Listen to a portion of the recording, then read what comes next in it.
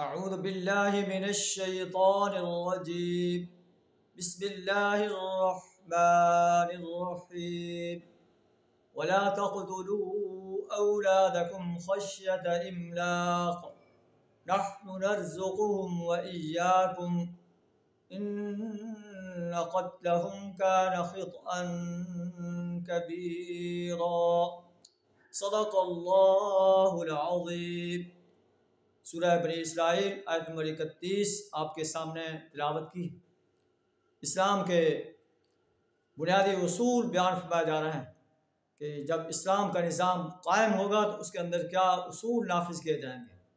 अल्लाह ताला फरमाता है कि वला तक़्तुलू औलादकुम खश्यत इमलाक, अपनी औलाद को अफलास के अंदेशे से कत्ल न करो कि हम इनकी कैसे परवरिश करेंगे, इन्हें कहाँ से खिलाएंगे, कहाँ से इन्हें पहनाएंगे।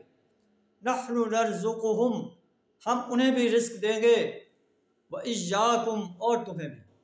जो अल्लाह तुम्हें रिस्क दे रहा है तुम्हारी औलाद को भी रिस्क देगा। इन्न क़त्लहुम कान ख़ित्अन कबीरा, दर हकीकत उनका कत्ल बहुत बड़ा गुनाह है।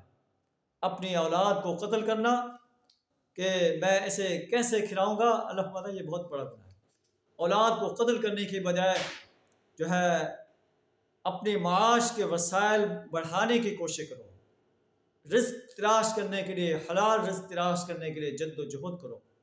मनसूबा बंदी के ज़राए पर पैसा ज़ाय करने के बजाय इंसानियत को फैसिलिटेट करो, महंगाई को ख़त्म करो और ऐसे ज़राए इंसानों के लिए पैदा करो कि उनके लिए रोज़ी कमाना आसान हो जाए, उनके लिए अपने माश के ज़राए को वसी करना आसान हो जाए।